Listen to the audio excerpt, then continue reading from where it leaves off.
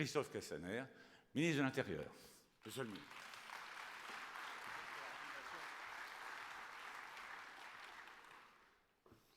Moi, je trouve déjà que c'est une coordination parfaite. Monsieur le ministre, monsieur le préfet, mesdames et messieurs les parlementaires, mesdames et messieurs les élus, mon général, directeur général de la gendarmerie nationale, monsieur le directeur général du CEIS, mesdames et messieurs, chers amis, en principe avec un protocole posé comme cela, je dois avoir évoqué chacune et chacun d'entre vous. Très souvent, il m'arrive de parler de la sécurité, de la nécessité de construire la sécurité du XXIe siècle. La sécurité du XXIe siècle, c'est celle qui sait s'adapter aux usages des Français et aux nouvelles méthodes des délinquants et de nos adversaires. C'est celle qui est présente dans tous les domaines, et pas seulement les plus conventionnels. C'est celle qui a toujours un coup d'avance sur la criminalité, car elle anticipe ses évolutions, ses tendances, et elle maîtrise du coup chaque espace, chaque matière et chaque technologie. Alors, en prononçant ces mots, je dois réaffirmer tout de suite un constat clair. La sécurité du XXIe siècle passe par le cyber. C'est incontestable, c'est indispensable. Aujourd'hui, notre vie entière est connectée. Depuis notre travail jusqu'à la façon dont on fait nos propres courses, depuis nos conversations jusqu'à nos pratiques sportives ou culturelles. Le numérique est partout. Il change nos vies, nos usages, il nous aide dans nos quotidiens, il est une opportunité formidable, chacun le sait, mais une opportunité dont malheureusement se sont très vite saisis les délinquants. Je pourrais ici me lancer dans un inventaire de toutes les pratiques frauduleuses menées sur Internet, mais je crains que tout un discours n'y suffise pas et que les 3 jours que vous allez consacrer ici à ces réflexions-là n'y suffisent pas eux-mêmes. Piratage, vol de données, arnaque aux crypto-monnaies, usurpation d'identité, rançon logiciel. Les méthodes des cyberdélinquants se multiplient, gagnent en originalité, en sont beaucoup mieux. Je la tente quand même, sophistication, voilà, c'est bon. Quoi qu'il en soit, on voit que, notamment compte tenu des enjeux financiers, ils se dotent de moyens exceptionnels et de compétences exceptionnelles. Et au fond, quand on regarde cela, on s'aperçoit qu'il ne couvre qu'une petite partie de l'ensemble, car derrière les fraudes numériques du quotidien se cachent aujourd'hui des réseaux bien étoffés, bien structurés, bien armés. Derrière toute la cyberdélinquance, point rapidement aussi le terrorisme et le crime organisé. Et quelquefois aussi des institutions qui s'organisent sur ces sujets-là. Des institutions qui n'aiment pas forcément notre démocratie et son équilibre. Des institutions qui, de façon malveillante, veulent aussi peser sur des événements majeurs dans nos démocraties comme les élections. Aujourd'hui, nous devons être conscients de la recrudescence du nombre d'escroqueries et du fait que la majorité d'entre elles se font en ligne. Aujourd'hui, nous devons être conscients que nos entreprises, nos transports, nos services publics peuvent être gravement touchés. Je me rappelle cette attaque mi-novembre qui a fortement perturbé le service de réanimation et des urgences du CHU de Rouen.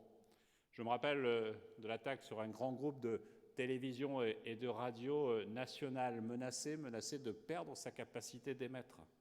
Mais je me rappelle aussi dans chacun de mes déplacements la rencontre avec tel ou tel me racontant comment il avait fait lui aussi l'objet d'une attaque en matière de cybersécurité. Alors, de fait, notre cybersécurité n'est rien qui serait lié à un luxe. C'est non seulement une urgence, mais c'est même, je crois, une condition de survie. C'est une nécessité absolue. C'est un enjeu majeur pour la sécurité des Français, pour la sécurité des entreprises, pour la sécurité des institutions.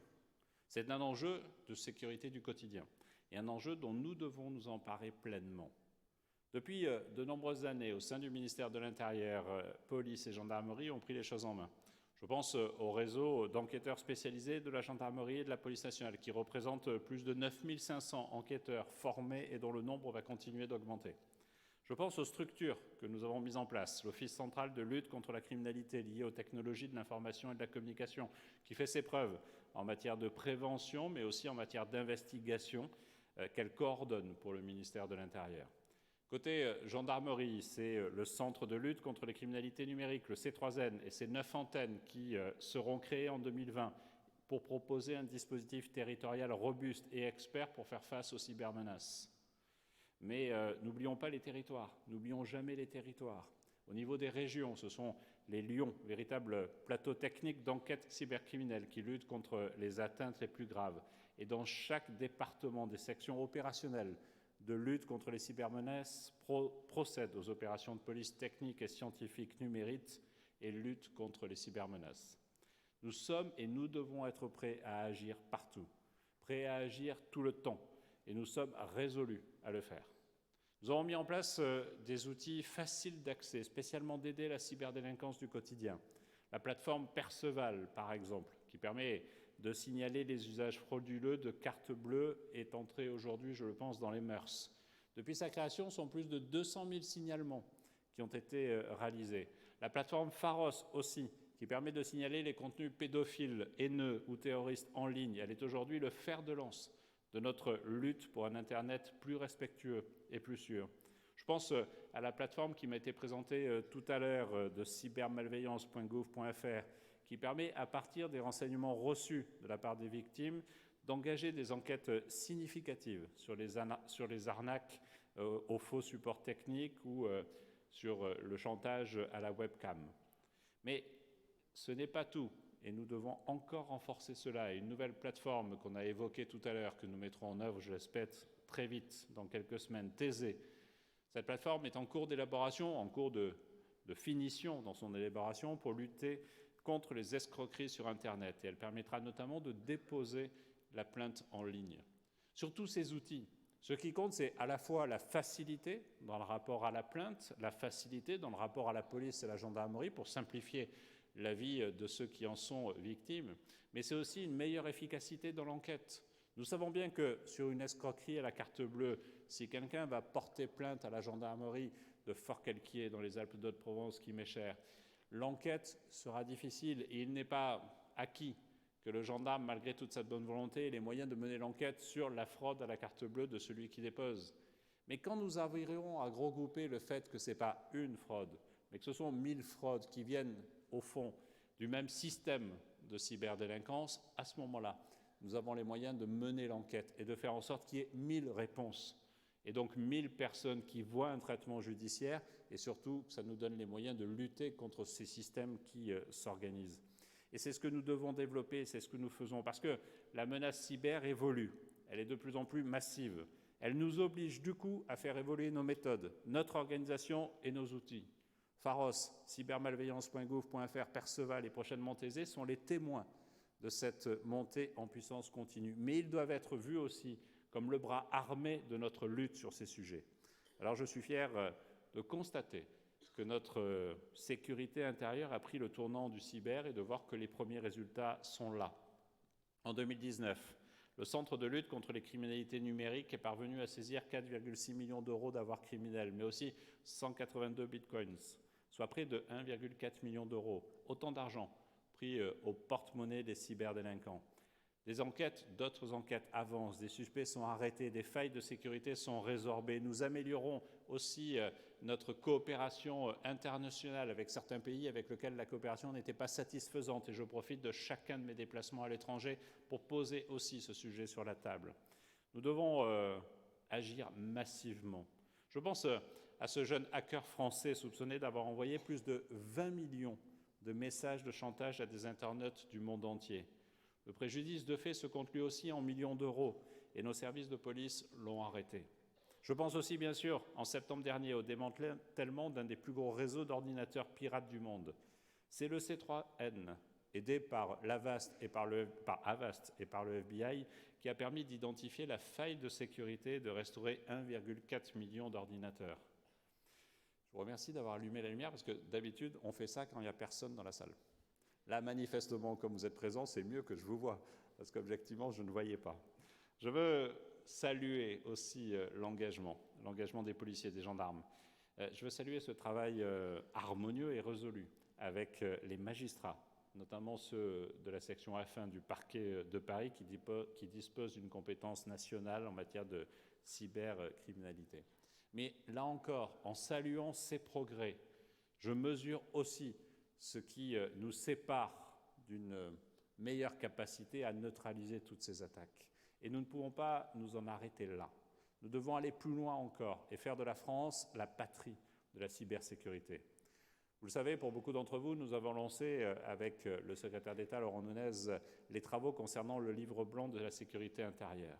C'est un travail évidemment ambitieux, nécessaire, un diagnostic et la réflexion, puis la construction des moyens de faire face à la sécurité du XXIe siècle.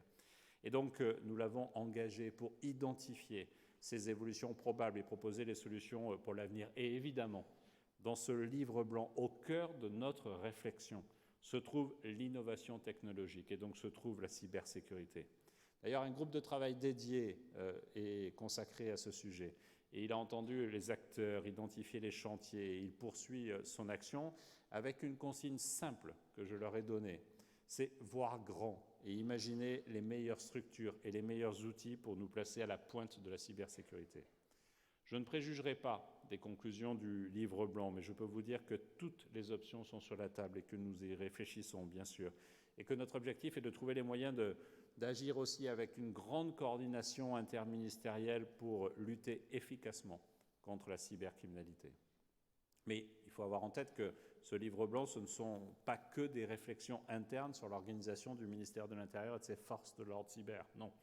Le livre blanc, c'est l'occasion de réfléchir ensemble à la manière dont le numérique, dont les nouvelles technologies peuvent contribuer à renforcer notre sécurité. Je pense à l'intelligence artificielle aussi. Pourquoi pas, je pense, ne pas évoquer la reconnaissance faciale, si et seulement si nous parvenons à trouver un équilibre entre une sécurité renforcée et les libertés rigoureusement protégées.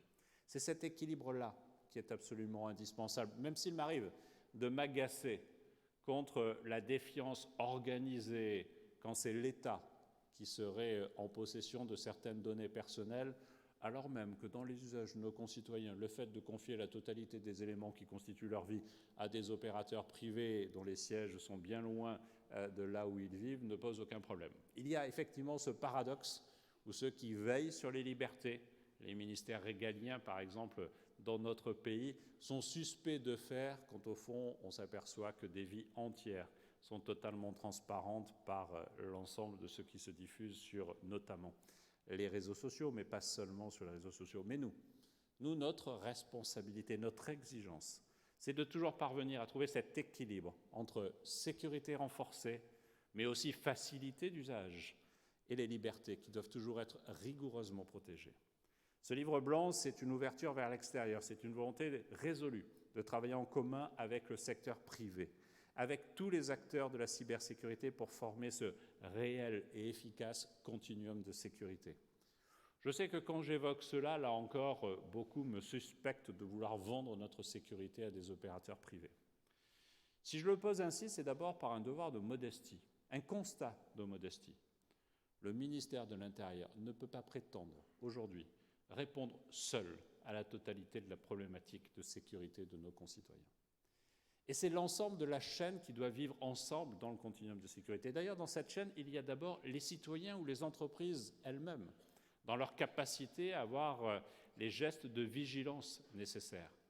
Ensuite, il y a l'État, il y a les collectivités locales et il y a les partenaires, les entreprises privées qui agissent sur ce sujet.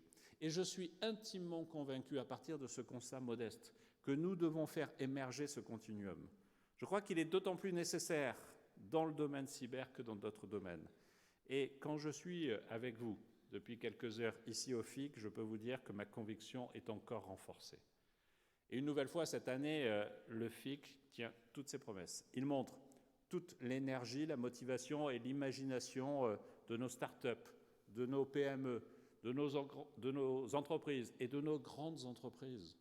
Soyons fiers, là encore, de voir cette diversité économique et de voir aussi des fleurons nationaux que nous avons.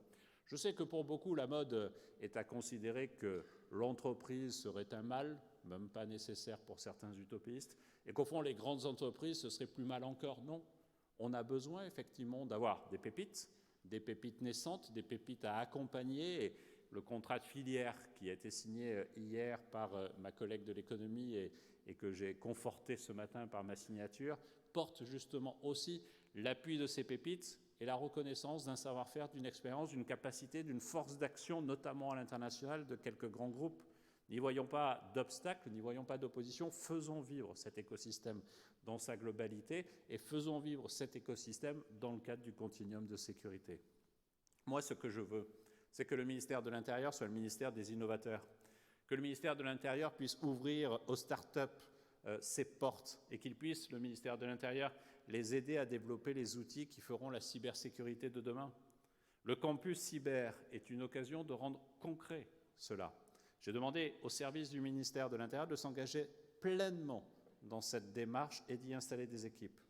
Je veux aussi permettre un lien plus fort, plus puissant, plus étroit entre le ministère de l'Intérieur et les industries de sécurité privées.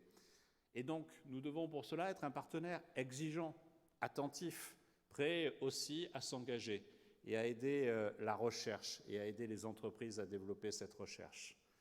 Je veux que nous soyons un partenaire protecteur qui défendra sans cesse la souveraineté numérique de la France et qui sera prêt à faire évoluer son cadre juridique et ses lois pour les adapter aux nouvelles menaces, aux nouveaux usages, comme aux nouvelles technologies. Mais je veux dire que nous serons aussi un partenaire exigeant. Exigeant pour le respect des libertés publiques, évidemment, pour le respect des libertés individuelles. Exigeant aussi parce qu'il en va de la sécurité des Français et donc de la sécurité de la République. Mesdames et messieurs, la cybercriminalité est aujourd'hui un problème, une menace de masse. Une question qui demande une réponse forte, déterminée, coordonnée. La cybercriminalité, cela, je le disais dès le début de mon propos, peut toucher chacun, même les plus avertis. Cela peut détruire des vies, mettre à mal notre économie, peut déstabiliser des institutions. C'est donc un sujet que nous devons prendre très au sérieux, un sujet sur lequel nous devons agir au quotidien. Beaucoup de chantiers, je les ai évoqués dans mon propos et je sais que de nombreux autres vivent ouverts aussi. Beaucoup de chantiers sont en cours pour une meilleure cybersécurité. Et il est essentiel de garder notre objectif. C'est quoi? C'est faciliter la vie de nos concitoyens, de nos entreprises, tout en les protégeant mieux. C'est faire d'Internet un espace sûr et nous associer toujours avec celles et ceux qui ont des idées innovantes et sont prêts à les mettre au service du bien commun. Ce travail, nous le menons ici, en France. Nous le menons au sein du ministère et en partenariat avec les acteurs privés. Mais je voulais dire, pour conclure mon propos, que si Internet ne connaît pas de frontières, la cybersécurité ne doit pas en connaître non plus. Nous devons trouver les moyens d'agir ensemble avec nos partenaires internationaux, avec Interpol, avec Europol, avec la Commission européenne. Nous avons prouvé cette année, lors du sommet du G7 des ministres de l'Intérieur que j'ai accueilli à Beauvau, que nous étions capables d'agir ensemble dans le domaine de la cybersécurité. Alors, devant vous, devant ce forum international de la cybercriminalité, je voudrais passer un appel au travail collectif, un appel plus encore pour favoriser la coordination, la coopération internationale, car c'est ensemble, seulement ensemble, que nous parviendrons à assurer la cyberprotection de nos concitoyens. Nos adversaires sauront identifier chacune des failles où notre absence de coordination laissera un espace qu'elles pourraient conquérir. Elles le feront de façon systématique. Nous devons faire en sorte qu'il n'y ait aucun espace pour cela. Et nous n'avons pas le droit de manquer à ce devoir. Oui, mesdames et messieurs, ce à quoi je nous invite, c'est de construire, bien sûr, mais c'est de construire ensemble. Je vous remercie.